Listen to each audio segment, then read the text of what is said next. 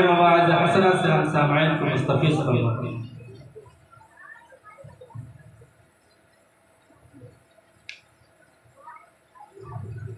السلام علیکم ورحمۃ اللہ وبرکاتہ۔ الحمد للہ رب العالمین والصلاة والسلام علی رسولہ الکریم وعلی آلہ واصحابہ اجمعین، اما بعد فاعوذ باللہ من الشیطان الرجیم، بسم اللہ الرحمن الرحیم۔ یا ایہا الذین آمنوا لا تتبعوا خطوات الشیطان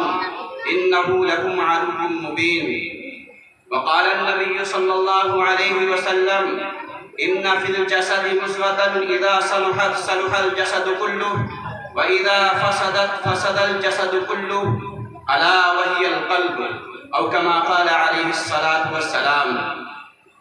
اسٹیج پر موجود علماء کرام، معزز مہمانان اعظام اور سامعین حضرات، پردہ نشین تشریف فرما ہماری ماں اور بہنوں، اللہ رب العزت کے بے انتہا فضل و کرم، اس کا احسان ہوا، اس رب ذوالجلال نے ہم سب کو اپنے گھر میں آنے کی توفیق مرحمت فرمائی۔ میرے دوستو، یہاں آنا، دین کی باتیں سننا، یہاں بیٹھنا، یہ اللہ کی توفیق سے ہوتا ہے۔ کچھ شاعر نے کہا ہے، اللہ اگر توفیق نہ دے انسان کے بس کی بات نہیں، اللہ اگر توفیق نہ دے انسان کے بس کی بات نہیں، فیضان محبت عام تو ہے، عرفان محبت عام نہیں۔ میرے دوستوں، یہاں ہمارا آنا، یہاں بیٹھنا، اللہ اور اس کے رسول کی باتوں کا سننا، یہ محض اللہ رب العزت کی توفیق سے ہوا ہے۔ نبی کریم صلی اللہ علیہ وسلم نے ارشاد فرمایا، من یرید اللہ بہ خیرا یفقہہ فی الدین، کہ اللہ رب العزت جس کے ساتھ خیر کا معاملہ کرنا چاہتا ہے، جس کو کچھ نوازنا چاہتا ہے، جس کو کچھ عطا کرنا چاہتا ہے، تو اس کو دین کی سمجھ عطا فرما دیتا ہے۔ میرے دوستو، دین کی سمجھ یہ ہے کہ دینی کاموں میں لگنے کی توفیق دے دیتا ہے، دینی مجلسوں میں جانے کی توفیق دے دیتا ہے، دینی کاموں میں شرکت کرنے کی توفیق دے دیتا ہے۔ مسجد ہے، مدرسہ ہے، لوگوں کے ساتھ بھلائی ہے، خیرخواہی ہے، یہ تمام چیزوں کی توفیق اللہ رب العزت دے دیتا ہے، تو یہ ہوتا ہے من یرید اللہ بہ خیرا یفقہہ فی الدین۔ میرے دوستو، میں نے ایک آیت کریمہ پڑھی ہے اور ایک حدیث پاک پڑھی ہے۔ حدیث پاک میں نبی اکرم صلی اللہ علیہ وسلم نے ارشاد فرمایا، اے لوگوں سن لو، انسان کے جسم کے اندر ایک لوتھڑا ہے، جب وہ صحیح رہتا ہے تو پورا جسم صحیح رہتا ہے، اور جب وہ لوتھڑا بگڑ جاتا ہے تو پورا جسم بگڑ جاتا ہے، اور وہ لوتھڑا دل ہے۔ میرے دوستو، جب دل صحیح ہوتا ہے تو تمام چیزیں صحیح ہو جاتی ہیں۔ دل صحیح ہوتا ہے تو لوگوں کے ساتھ خیرخواہی کرنا آسان ہو جاتا ہے، لوگوں کے ساتھ ہمدردی کرنا آسان ہو جاتا ہے، خود اپنے تکلیف میں رہ کر کے، اپنے آپ کو تکلیف میں رکھ کر کے دوسروں کو بھلائی پہنچانے میں سکون ملتا ہے۔ میرے دوستو، مشکوٰۃ شریف میں واقعہ لکھا ہوا ہے کہ ایک صحابی ہیں، ان کے چچا زاد بھائی ایک جنگ میں شریک ہوتے ہیں، جنگ یرموک میں شریک ہوتے ہیں، پھر اس کے بعد وہ جاتے ہیں، جب جنگ ختم ہو جاتی ہے تو اس امید میں جا کر کے ایک مشکیزہ لیتے ہیں، پانی کا ایک برتن لیتے ہیں، اس میں تھوڑا سا پانی بھرتے ہیں اور اپنے چچا زاد بھائی کی تلاش میں چل دیتے ہیں کہ ہمارے بھائی کہیں مل جائیں تو میں ان کو پانی پلا دوں، شاید ان کو پانی پینے کی ضرورت ہوئی۔ میرے دوستو، کتابوں میں لکھا ہے جب وہ اس میدان میں جاتے ہیں تو دیکھتے ہیں ایک جگہ ان کے بھائی پڑے ہوئے ہیں، زخمی حالت میں ہیں، پیاس سے سک رہے ہیں۔ جب ان سے پوچھا، میرے بھائی آپ کو پانی کی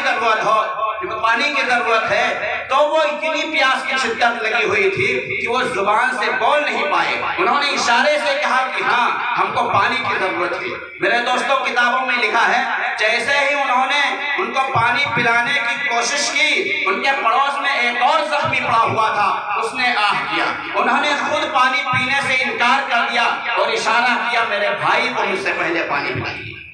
میرے دوستو، وہ کہتے ہیں میں دوسرے کے پاس گیا، اس کا بھی یہی حال تھا، وہ بھی آہ کرتا تھا، زبان سے کچھ بول نہیں سکتا تھا، زبان اس کی تالو سے پیاس کی وجہ سے چپکی ہوئی تھی۔ میں نے جب اس کو پانی پینے کا ارادہ کیا پلانے کا تو اس کے آگے ایک زخمی پڑا ہوا تھا، اس نے اس شخص نے بھی پانی پینے سے انکار کر دیا اور اس نے دوسرے بھائی کے پاس جانے کا اشارہ کیا۔ میرے دوستو وہ کہتے ہیں جیسے میں تیسرے آدمی کے پاس گیا اور اس کے پاس پہنچتا ہوں، دیکھتا یہ ہوں کہ اس کی روح اس کے جسم سے پرواز کر چکی ہے، وہ انتقال کر گیا ہے۔ وہ کہتے ہیں میرا چچا زاد بھائی تو دور تھا، سارے کے سارے لوگ پیاس کی وجہ سے مر رہے تھے، پیاس کی وجہ سے ان کی روح نکلنے والی تھی، لیکن ان لوگوں نے پانی پینا گوارا نہیں کیا، اپنے بھائی کو پانی پلانے پر ترجیح دی۔ میرے دوستوں کہتے ہیں میں اپنے چچا زاد بھائی کو چھوڑ کر کے، وہ دور تھے، میں نے سوچا لا اس کی ہی جان بچا لوں، جب اس کے پاس پہنچتا ہوں دیکھتا ہوں اس کی بھی روح پرواز کر چکی ہے۔ وہ کہتے ہیں میں بھاگ کر کے اپنے چچا زاد بھائی کے پاس آیا، جب میں بھائی کے پاس جاتا ہوں تو دیکھتا ہوں کہ اس کی بھی پیاس کی وجہ سے جان نکل چکی ہے۔ میرے دوستو سوچو یہ لوگ ایسے تھے جن کے دل صحیح ہو گئے تھے، جن کے دل صاف شفاف ہو گئے تھے، تو خود پانی پینا ان لوگوں نے گوارا نہیں کیا، پانی پیاسے جان دینا تو گوارا کر دیا، لیکن اپنے بھائی سے پہلے پانی پینا گوارا نہیں کیا۔ اسی کو نبی کریم صلی اللہ علیہ وسلم نے ارشاد فرمایا ہے کہ ایک لوتھڑا ہے جو صحیح ہو جاتا ہے تو پورا جسم صحیح ہو جاتا ہے، جب وہ غلط ہوتا ہے تو پورا جسم غلط ہوتا ہے۔ اللہ رب العزت نے ارشاد فرمایا ہے یوم لا ينفع مال ولا بنون الا من اتى الله بقلب سلیم، کہ قیامت کے دن آدمی مال لے کر کے آئے گا، اولاد چاہے اتنی لے کر کے آئے گا، کوئی چیز قبول نہیں کی جائے گی۔ قبول کیا کیا جائے گا؟ جو شخص صاف ستھرا دل لے کر کے آئے گا۔ میرے دوستو اب سوچئے دل کی صفائی ہوگی کیسے؟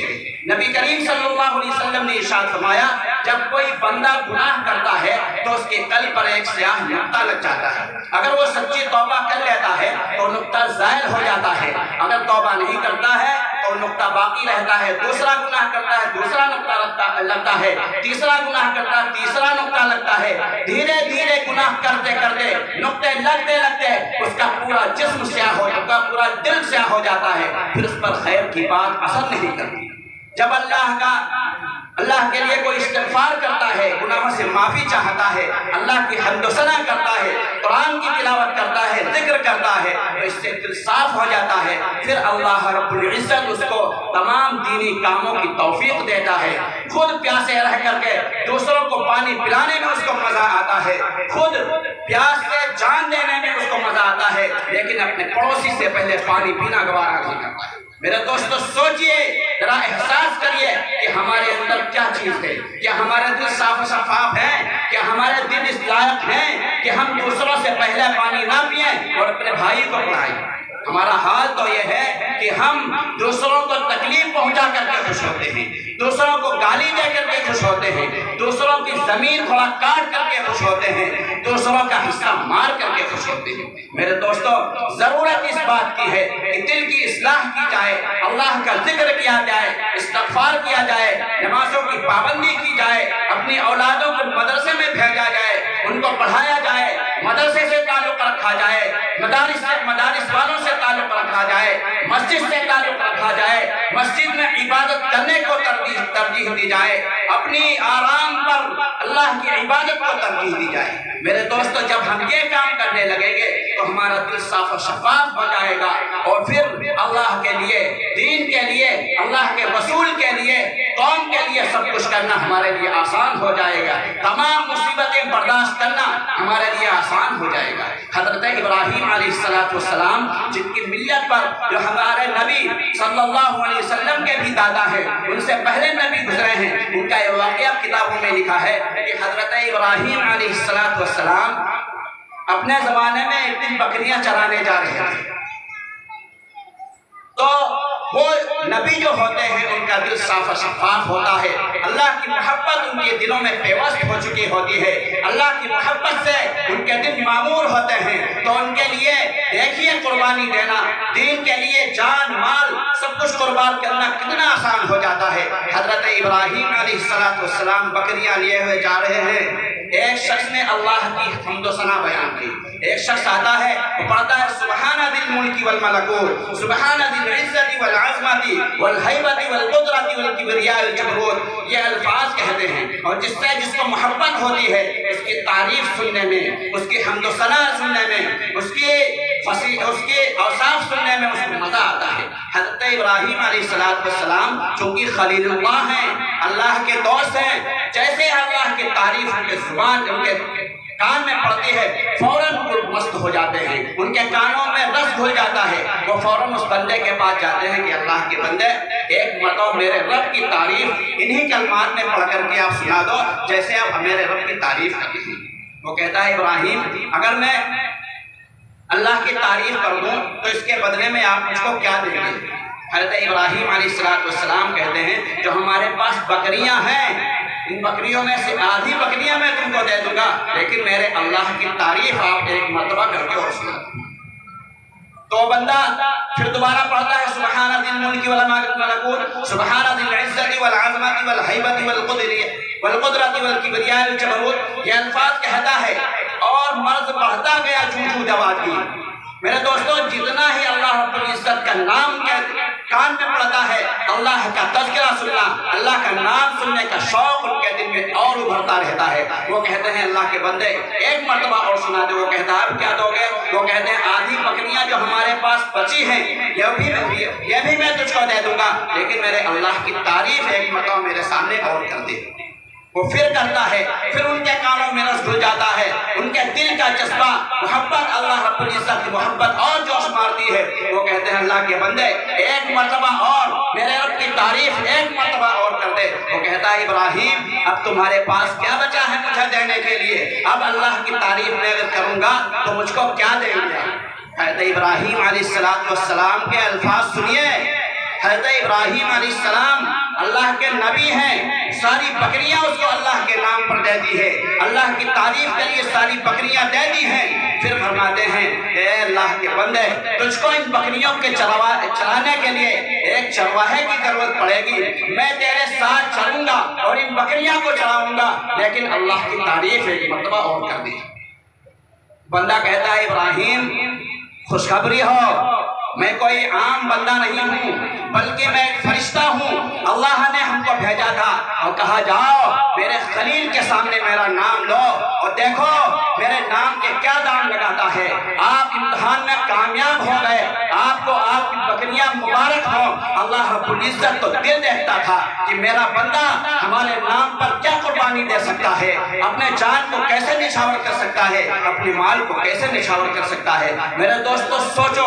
جب اللہ سے محبت ہو جائے گی، اللہ کی محبت ہمارے قلوب میں سما جائے گی تو اللہ کے لیے ہم اللہ کے لیے سب کچھ کرنا ہمارے لیے آسان ہو جائے گا. لیکن اگر ہم ذکر نہیں کریں گے، اللہ اللہ نہیں کریں گے، نمازیں نہیں پڑھیں گے، دین سے دور رہیں گے، دینداروں سے دور رہیں گے، مدارس سے دور رہیں گے، مساجد سے دور رہیں گے، پھر میرے دوستو یہ کیفیت ہمارے قلوب میں پیدا نہیں ہوگی. اس لیے ضرورت ہے کہ چلتے پھرتے اٹھتے بیٹھتے ہر حال میں ہماری زبان سے اللہ کا ذکر ہونا چاہیے، ہماری زبان پر سچی باتیں ہونی چاہیے. ہم یہ سوچیں کہ زبان جو اللہ رب العزت نے ہم کو دی ہے تو اس لیے نہیں دی ہے کہ اس سے ہم گالی گلوچ کریں، کسی دوسرے کو تکلیف پہنچائیں یا غلط بیانی کریں یا جھوٹ بولیں، غیبت کریں، لوگوں کی برائیاں کریں، بلکہ اللہ نے یہ زبان جو عطا کی ہے یہ اس لیے عطا کی ہے کہ اللہ کی حمد و ثنا کی جائے، اللہ کی تعریف کی جائے، نبی کریم صلی اللہ علیہ وسلم پر درود پاک کا نذرانہ پیش کیا جائے،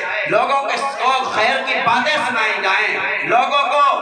اطمینان دلایا جائے، سچی باتیں کہی جائیں. اس لیے اللہ رب العزت نے زبان عطا کی جس کا ہر عزم اللہ رب العزت نے ادا کیا ہے. اللہ قادر ہے کہ نہیں قادر ہے میرے دوستو؟ جب اللہ تعالیٰ چاہے ہمارے پیر کو لگڑا کر دے، جس وقت جس لمحہ اللہ تعالیٰ چاہے ہمارے ہاتھ کو توڑ دے. ہم سیدھے چلتے جا رہے ہیں، موٹر سائیکل پر بیٹھے جا رہے ہیں، ایکسیڈنٹ ہوتا ہے، کتنے لوگوں کے ہاتھ پیر دل دماغ سب کچھ ختم ہو جاتا ہے. میرے دوستو اللہ قادر ہے کہ نہیں ہے؟ لیکن اس کی ستاری تو دیکھیے، اپنے بندوں سے محبت تو دیکھیے، اس کا حلم تو دیکھیے. ہم سراسر اللہ کی نافرمانی کرتے ہیں، اللہ کو اللہ کی بغاوت کرتے ہیں، اللہ کے نبی کو تکلیف پہنچاتے ہیں۔ نبی کریم صلی اللہ علیہ وسلم نے ارشاد فرمایا قرۃ عینی فی الصلاۃ، کہ نماز میں ہماری آنکھوں کی ٹھنڈک ہے۔ جو شخص نماز پڑھتا ہے، ہم سب کے نبی تاجدار مدینہ محمد عربی صلی اللہ علیہ وسلم کی آنکھ کو ٹھنڈک محسوس ہوتی ہے،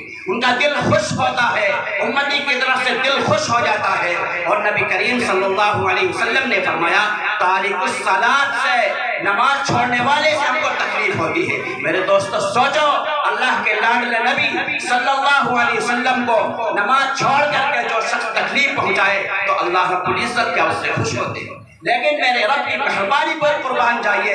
سب کچھ کرتے ہیں لیکن اللہ رب العزت اتنی محبت کرتا ہے کہ میرا بندہ آج نہیں تو کل، کل نہیں تو پرسوں شاید ہماری طرف آ جائے، شاید ہماری طرف آ جائے۔ اس لیے میرے دوستوں، یہ اللہ نے جو زبان دی ہے، یہ جو پیر دیے ہیں، یہ جو ہاتھ دیے ہیں، یہ دماغ میں سوچنے کی قوت دی ہے، اللہ نے جو بولنے کی قوت دی ہے، ان تمام قوتوں کو، ان تمام اعضاء جوارح کو اللہ کی عبادت پر لگائیے، اللہ کی مرضیات پر لگائیے، نبی کریم صلی اللہ علیہ وسلم کی منشا کے مطابق زندگی گزاریے، صحابہ کرام جیسی زندگی گزاریے۔ میرے دوستوں، نمونہ ہے صحابہ کرام، ان کے اندر جو جذبہ تھا، حوصلہ تھا، ہر کام کر کے دکھائے تھے صحابہ کرام۔ آپ پڑھتے ہوں گے، حدیث میں سنتے ہوں گے، سینکڑوں واقعات ایسے ہیں کہ صحابہ نے اپنا جان قربان کر دیا، اپنی جانوں کا نذرانہ پیش کر دیا، پورے باغات عطا کر دیا اللہ کے راستے میں، انہوں نے اپنی بیوی بچوں کو قربان کر دیا، لیکن اللہ کی نافرمانی پر راضی نہیں ہوئے۔ میرے دوستو، اس لیے ہم بھی عہد کریں کہ حتی الامکان جتنی کوشش ہو سکے گی، سب سے پہلی بات تو ہم نماز ہرگز نہیں چھوڑیں گے۔ ہر آدمی ارادہ کرے کہ انشاءاللہ سے نماز نہیں چھوڑیں گے، اور جتنا کوشش ہو سکے گی ہر وقت اپنی زبان کو چلیں گے، پھریں گے، لیٹیں گے، سوئیں گے، جس وقت ہم اللہ رب العزت کا ذکر کرتے کرتے سوئیں گے۔ میرے دوستو، ایک آیت کریمہ ہم نے پڑھی تھی، یا ایھا الذین آمنوا لا تتبعوا خطوات الشیطان انہ لکم عدو مبین، کہ ایمان والو شیطان کے نقش قدم پر نہ چلو، شیطان کی اتباع نہ کرنا، کیونکہ شیطان دشمن ہے، اور دشمن جو ہوتا ہے وہ خیر کی بات نہیں بتاتا ہے بلکہ اس کو پریشان کرنے والی باتیں ہی بتاتا ہے، اسی کی طرف رہنمائی کرتے ہیں وَلَا تَتَّبِعُوا خُطُوَاتِ الشَّيْطَانِ إِنَّهُ لَكُمْ عَدُوٌّ مُّبِينٌ وَمَن يَتَّبِعْ خُطُوَاتِ الشَّيْطَانِ فَإِنَّهُ يَأْمُرُ بِالْفَحْشَاءِ وَالْمُنكَرِ۔ دوسری جگہ ہے کہ جو شخص شیطان کی اتباع کرے گا تو شیطان اس کو بے حیائی کے راستے پر ڈال دے گا۔ شیطان انسان کا ایسا دشمن ہے، اس نے نہ کسی ولی کو چھوڑا، نہ کسی نبی کو چھوڑا، نہ کسی عام بندے کو چھوڑا، نہ کسی جاہل کو چھوڑا، نہ کسی عالم کو چھوڑا، نہ کسی بوڑھے کو چھوڑا، نہ کسی بچے کو چھوڑا، نہ عورت کو چھوڑا، نہ مرد کو چھوڑا۔ شیطان یہ چاہتا ہے کہ سارے کے سارے لوگ، ساری کی ساری دنیا کے لوگ گمراہ ہو کر کے جہنم میں چلے جائیں، اور اللہ یہ چاہتا ہے، دین یہ چاہتا ہے، نبی یہ چاہتے ہیں، دیندار لوگ یہ چاہتے ہیں کہ سارے کے سارے لوگ اللہ کی اطاعت و فرما برداری کر کے سارے کے سارے لوگ جنت میں چلے جائیں۔ تو اس لیے دوستو، شیطان کی نقش قدم پر نہ چلو۔ حضرت قاری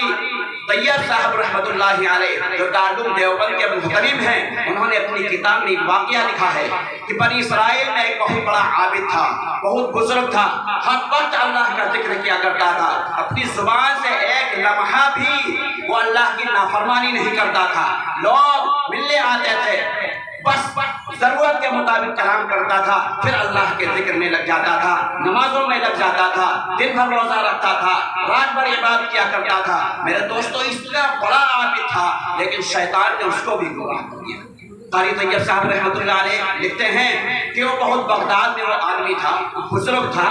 وہ اتنا بزرگ تھا کہ اس کو جب لوگ اس کے پاس ملنے آنے لگے، دعا کروانے کے لیے آنے لگے، کوئی پانی فرمانے کے لیے آنے لگا، تو اس نے سوچا یہ لوگ ہمارے اللہ کی بات میں ڈسٹرب کرتے ہیں، خلل پیدا کر رہے ہیں، اس لیے اس نے بستی کے کنارے جا کر کے اپنی ایک جھوپڑی بنائی، ہر وقت اسی میں پڑا ہوا اللہ کا ذکر کرتا رہتا تھا۔ اس کے گھر سے کھانا جاتا تھا، رکھ دیا جاتا تھا، جب بہت بھوک، شدت کی بھوک لگتی تھی تو کھانا کھا لیا کرتا تھا، پھر اللہ کی عبادت میں مصروف ہو جاتا تھا۔ میرے دوستو، اتنا بڑا اللہ والے تھے وہ، لیکن شیطان نے ان کو گمراہ کر دیا۔ کیسے گمراہ کیا؟ لکھا ہے، تاریخ میں کتابوں میں لکھا ہے کہ ایک دن شیطان، دو بھائی تھے، تجارت کرتے تھے، والدین کا انتقال ہو گیا تھا، ایک ان کے ہاں بہن تھی، تو بھائیوں کو تجارت کی غرض سے باہر جانا پڑا، تو لوگوں نے سوچا یہ ہماری بہن ہے، نیک ہے، پارسا ہے، تو ہم اس کو کس کے حوالے چھوڑ کر کے جائیں؟ کسی پر اعتماد نہیں ہوگا۔ لوگوں نے کہا بزرگ صاحب ہیں، ان سے بڑا بزرگ کون ہوگا، ان سے بڑا امانت دار کون ہوگا؟ آپ جائیے ان سے درخواست کریے کہ بزرگ صاحب ہماری بہن کی آپ حفاظت کر لیجیے گا، اس کی آپ تھوڑا سرپرستی قبول کر لیجیے گا، اور ہم تجارت کی وجہ سے باہر جانا پڑتا ہے، جب ہم آئیں گے تو اپنے گھر میں پھر سے رہنے لگیں گے۔ ان کے پاس گئے، اس بزرگ نے فوراً انکار کر دیا کہ نہیں، میں ہرگز اس کو اپنے پاس نہیں رکھ سکتا ہوں، آپ جائیں کسی کے پاس رکھیں، جا کر کے کسی کے گھر رکھے جائیں، لیکن میں ان کو اپنے پاس نہیں رکھ سکتا۔ بہت اصرار کیا تو آخرکار بزرگ کو رحم آیا۔ بزرگ نے کہا اچھا ٹھیک ہے، دور جا کر کے ان کے لیے کٹیا بنا دو، ایک رہنے کا انتظام کر دو، اور میں کھانا ان کو اپنے خادم سے پہنچوا دیا کروں گا، اور جب آنا تو آپ اپنی بہن کو لے کر کے اپنے گھر میں رہنے لگنا۔ میرے دوستو، پھر وہ لوگ باہر جاتے ہیں کہ سلسلہ شروع ہو جاتا ہے۔ بزرگ صاحب کھانا کسی خادم سے اس کے ہاں ٹفن میں رکھوا دیتے ہیں، پھر وہ واپس آ کر رہتا ہے، وہ کھانا اپنا کھا لیتی ہے۔ شیطان دھیرے دھیرے بزرگ کے پاس آیا، اس نے کہا کہ یار یہی اخلاق ہیں آپ کے، کوئی آپ کے اعتماد پر اپنے مہمان کو یا چھوڑ کر کے اپنے گھر کی امانت گیا ہے، اور آپ اس کو کھانا بھجوا دیتے ہیں، آپ خیریت تک بھی نہیں پوچھتے، پتہ نہیں کھانا کھاتی ہے نہیں کھاتی ہو بچی، پتہ نہیں اس کے سر میں کوئی درد ہے، اس کو کوئی پریشانی ہے، یہی اخلاق ہے۔ کبھی جا کر کے اس سے اخلاق بھی پوچھ لیا کرو، اس سے خیریت بھی پوچھ لیا کرو۔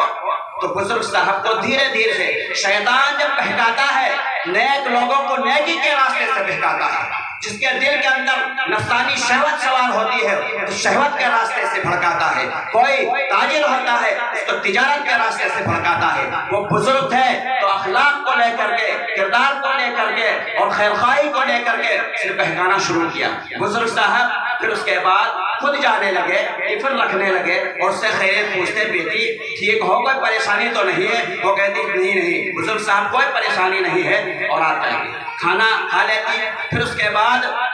دھیرے دھیرے اس نے کہا کہ رات میں وہاں لیٹتی ہے وہ لڑکی، اور آپ یہاں رہتے ہیں، پتہ نہیں اس کو کیا پریشانی ہو، کبھی بیمار ہو جائے، سسکے، کیا آپ کا حق بنتا ہے اس کی کوٹری یا اس کے رہنے کا انتظام اپنے قریب کریے، کبھی اس کو رات میں پریشانی ہوئے، کوئی تکلیف ہوئے، تاکہ آپ کو پتہ چلے۔ دھیرے دھیرے شیطان بہکاتا رہا۔ کتابوں میں لکھا ہے کہ ان کو دھیرے دھیرے اس نے اپنے قریب کر لیا، اور شیطان نے ان سے گناہ کروا دیا۔ میرے دوستو سوچو، اتنا بڑا عابد تھا، ہر لمحہ اللہ کی عبادت کرتا تھا، ہر لمحہ اللہ کے ذکر میں اپنی زبان کو مصروف رکھتا تھا، لیکن شیطان نے ان کو بہکایا، آخرکار گناہ کروا دیا۔ میرے دوستو گناہ کروا دیا۔ اس کے بعد وہ بہت شرمندہ ہوئے، اللہ سے توبہ کی، لیکن گناہ کا اثر ہوتا ہے۔ جب کوئی گناہ کرتا ہے تو اس کی نحوست ہوتی ہے، اس کی نحوست سے لوگ تباہ ہوتے ہیں۔ جب گناہ زیادہ ہوتے ہیں تو گھر تباہ ہوتے ہیں، پریوار تباہ ہوتے ہیں، گاؤں تباہ ہوتے ہیں، علاقے تباہ ہوتے ہیں، پھر پورے علاقے میں اللہ کی نحوست آتی ہے، اللہ کی طرف سے نحوست آتی ہے، اللہ کی پھٹکار آتی ہے، اللہ کا غضب نازل ہوتا ہے۔ میرے دوستو وہ لڑکی پیٹ سے ہو گئی، تو اس کو شیطان نے بہکایا، کہا کہ دیکھیے آپ اتنے بڑے بزرگ ہیں، پورے علاقے میں آپ کا ڈنکا ہے، لیکن یہ اگر حرکت کسی کو پتہ چل گئی تو آپ کا کیا حال ہوگا، آپ کو کون مار بھی ڈالے گی، اور آپ کی بزرگی بھی چلی جائے گی۔ تو اس لیے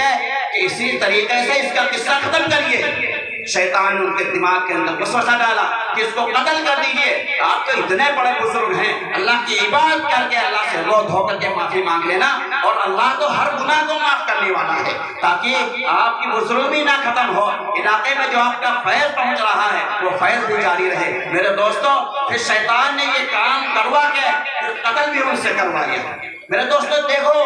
اسی لیے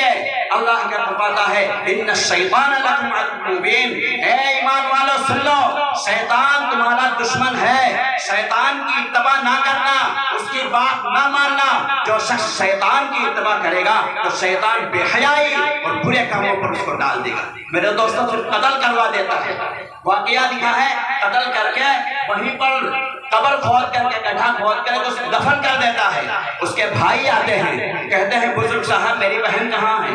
تو انہوں نے کہا کہ اس کو فلاں بیماری آئی تھی، اس کا انتقال ہو گیا، میں نے اس کو دفن کر دیا۔ تو وہ ان کی بات پر اعتماد کر لیتے ہیں اور چلے جاتے ہیں، روتے دھوتے اپنے گھر میں رہنے لگتے ہیں۔ پھر دیکھو شیطان کہاں جاتا ہے، پھر ان بھائیوں کے پاس جاتا ہے شیطان۔ شیطان کہتا ہے ارے تمہاری بہن تھی، تھوڑا تحقیق بھی تو کر لیتے، پتہ نہیں کیا ہوا، کہاں قبر ہے، پوچھ لو جا کر کے، جہاں تعزیت بھی کر دو، فاتحہ پڑھ دو جا کر کے۔ تو شیطان ان کے دماغ میں وسوسہ ڈالتا ہے، پھر بزرگ کے پاس جاتے ہیں، بزرگ رہنمائی کر دیتے ہیں کہ دیکھو یہ گڑھا ہوا ہے، یہاں پر میں نے دفن کیا۔ وہ جا کر کے تعزیت پیش کر کے درود فاتحہ جو کچھ پڑھتے ہیں کر کے چلے آتے ہیں۔ پھر شیطان آتا ہے، اچھا اگر قبر تھی تو اس پہ دیکھا نہیں تم نے غور سے، مکھی لگ رہی تھی، قبر کے اوپر مکھی نہیں لگتی ہیں، اس کا مطلب تمہاری بہن کا قتل کیا گیا ہے، جاؤ اس کو کھودو۔ یہ وسوسہ ڈالتا ہے، کھودا جاتا ہے، اس کو دیکھتے ہیں قتل کی ہوئی حاملہ لڑکی اس کے اندر دفن تھی، دبی ہوئی ہے۔ میرے دوستوں وہ چلاتے ہیں، پورے گاؤں والوں کو جمع کرتے ہیں، سارے گاؤں والے ان کو پکڑتے ہیں، ان کو گدھے پر بٹھایا جاتا ہے نکاح کتابوں میں، پھر اس کے بعد پورے گاؤں میں گھمایا جاتا ہے اور کہتا ہے یہی وہ نالائق آدمی ہے جس نے زنا بھی کیا ہے، قتل بھی کیا ہے۔ آخرکار اس کو بدلے میں اس کو بھی قتل کر دیا جاتا ہے۔ میرے دوستوں یہ ہے شیطان۔ جب شیطان کی کوئی بات ماننے لگتا ہے تو تمام گناہ اسے شیطان کروا دیتا ہے۔ میرے دوستوں ایک چھوٹا سا واقعہ، اور شیطان کیسے کیسے تباہ کرتا ہے، کیسے کیسے بڑے بڑے بزرگوں کو تباہ کرتا ہے، ایک چھوٹا سا واقعہ سنا کر کے اپنی بات ختم کرتا ہوں۔ میرے دوستوں قرآن میں اللہ رب العزت نے ایک واقعہ بیان کیا ہے بلعام باعورہ کا۔ ایک موسیٰ علیہ السلام کے زمانے میں ایک بہت بزرگ تھا، اللہ رب العزت نے اس کو مستجاب الدعوات بنایا تھا، جو دعا مانگ لیتا تھا اللہ رب العزت نے اس سے عہد کر رکھا تھا تم جو دعا مانگ لو گے میں تمہاری دعا قبول کروں گا، جو بات تم کہہ دو گے۔ اتنی عبادت نے کی تھی، اتنی عبادت کی تھی، اللہ نے اس سے کہا جو بات آپ کہہ دو گے میں اس کو پوری کروں گا۔ میرے دوستوں لکھا ہے کہ حضرت موسیٰ علیہ السلام قوم عمالقہ سے جب ان کی بدماشیوں کی وجہ سے ان سے مقابلے کے لیے گئے کہ تم یہ بے حیائیاں چھوڑ دو، بدکاریاں چھوڑ دو، اللہ کے دشمن نہ بنو، اللہ کے مطیع و فرما بردار بندے بن جاؤ، وہ لوگ مقابلے میں کھڑے ہو گئے۔ پھر اس کے بعد حضرت موسیٰ علیہ السلام نے ان کو ڈرایا، دھمکایا، اللہ کا واسطہ دیا۔ ادھر شیطان اس بلعام باعورہ کی شکل میں آیا، لوگوں کو سمجھایا کہ ارے تم موسیٰ سے کیوں ڈر رہے ہو، بلعام باعورہ ہیں، ان کے پاس جاؤ، آپ کہہ دو کہ اب موسیٰ کے لیے بد دعا کر دیں۔ وہ آدمی جس کے لیے بد دعا کر دیتا ہے تباہ ہو جاتا ہے، جس کے لیے دعا کر دیتی ہے وہ قوم فلاح بہبود ہو جاتی ہے۔ تم جیت جاؤ گے، موسیٰ کا صفایا ہو جائے گا۔ میرے دوستو جو پوری قوم بلعام باعورہ کے پاس جاتی ہے اور کہتی ہے کہ موسیٰ کے لیے، موسیٰ علیہ السلام کے لیے بد دعا کر دو، وہ کہتا ہے ارے خبیثوں کہاں آئے ہو، میں ایک بزرگ ہوں لیکن وہ اللہ کے نبی ہیں، ان کے قدموں کی دھول بھی نہیں ہوں، میں ان کے مقابلے میں کیسے بد دعا کروں۔ وہ بہت بڑا تحفہ دیتے ہیں، دنیا کے مال و متاع دیتے ہیں، آخرکار ایک دن وہ انکار کرتے ہیں تو دوسرے دن کچھ لوگ پھر معزز لوگ آتے ہیں اس کے پاس پیسے دیتے ہیں، پیسے کے راستے سے شیطان نے بہکایا، وہ ہدیہ قبول کر لیتا ہے۔ پھر کبھی شیطان بیوی کے شکل میں آ جائے گا، کبھی بیٹے کی شکل میں آ جاتا ہے ان کے پاس۔ پھر شیطان بلعام باعورہ کے پاس بیوی کی شکل میں آیا، بیوی نے کہا جب آپ نے ہدیہ قبول کر لیا ہے، پوری قوم آپ کے ساتھ ہے، تو آپ سے اللہ نے عہد بھی کر رکھا ہے کہ آپ کو پڑی ہے تھوڑی سی بات کہہ دیجئے، ان کی بات مان لیجئے، یہ جنگ ختم ہو جائے پھر آپ توبہ کر لینا، اللہ معاف فرما دے گا آپ کو۔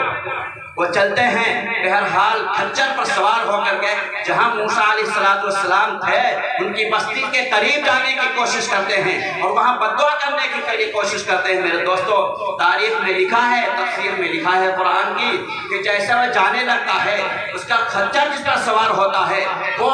اللہ سے دعا کرتا ہے، قوت گویائی عطا ہوتی ہے اور کہتی ہے اے بزرگ کس کے مقابلے پر جا رہے ہو، اللہ سے ڈرو، موسیٰ کے مقابلے پر نہ جاؤ۔ وہ پھر بھی نہیں مانتا ہے، قوم پیچھے ہوتی ہے، ورغلاتی ہے، اس کو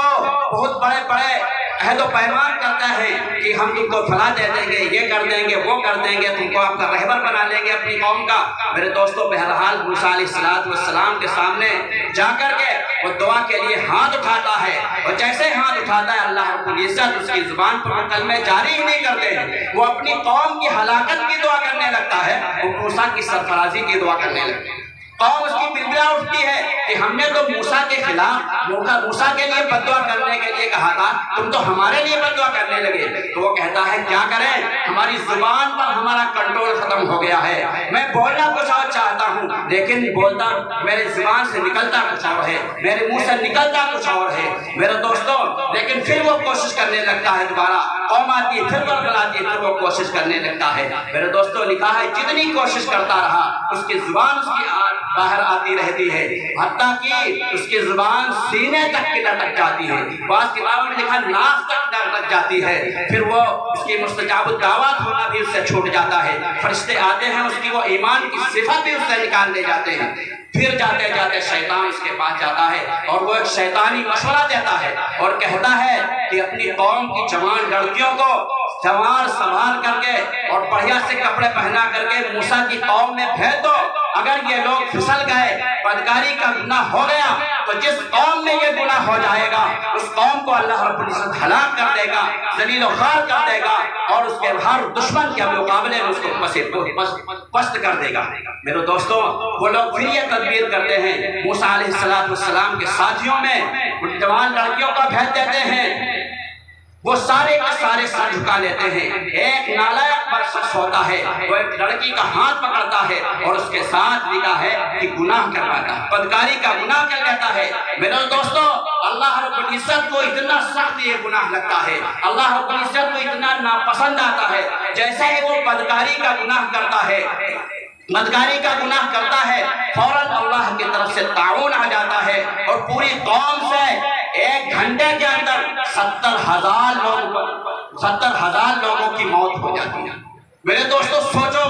کتنا بڑا گناہ ہے، آنکھ کا زنا۔ نبی کریم صلی اللہ علیہ وسلم نے فرمایا کہ غیر محرم کو دیکھنا، اس کے تنگ لباس کو دیکھنا، بچوں کو بچیوں کو دیکھنا، بچیوں کو مردوں کو زیادہ دیکھنا، یہ گناہ ہے، آنکھ کا زنا ہے۔ سوچنا یہ دل کا گناہ ہے، دماغ کا گناہ ہے۔ میرے دوستو جس قوم میں ایک گناہ ہوتا ہے اس قوم کو تباہ بربادی کے تہانے پر لے جا کر کے گناہ چھوڑ دیتا ہے۔ میرے دوستو سوچو آج ہمارے اندر کیا حالات ہو گئے ہیں، موبائل پر ہم غلط فوج چیزیں دیکھتے ہیں جس کی نحوست ہے، ہماری دعائیں قبول نہیں ہوتی،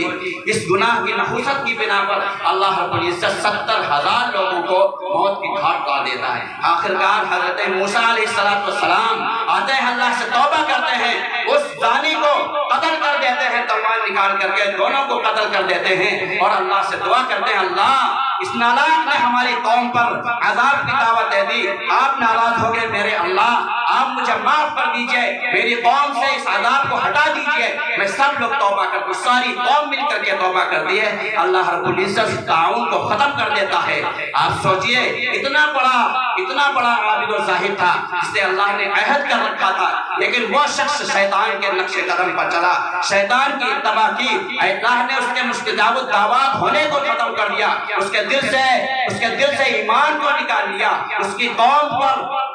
70,000 لوگوں کو موت کی گھاٹ اتار دیا۔ میرے دوستو یہ شیطان کی اتباع کرنے کا حق ہو سکتا ہے، اتباع کرنے کا وبال ہوتا ہے۔ اس لیے میرے دوستو یہ عہد کریں کہ ہم جو کام کریں گے شیطان کے وساوس سے بچیں گے، اللہ کی فرما برداری کریں گے، ہرگز شیطان کے نقش قدم پر نہیں چلیں گے۔ شیطان کوئی اگر وسوسہ ہمارے دل میں ڈالے گا تو ہرگز اس پر نہیں عمل کریں گے۔ جو اللہ کہتا ہے، جو اللہ کا رسول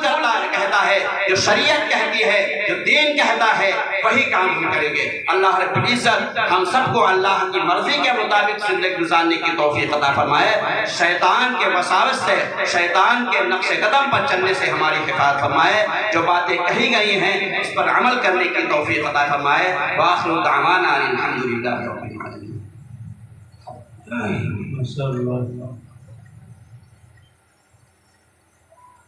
گڑبڑی حد سے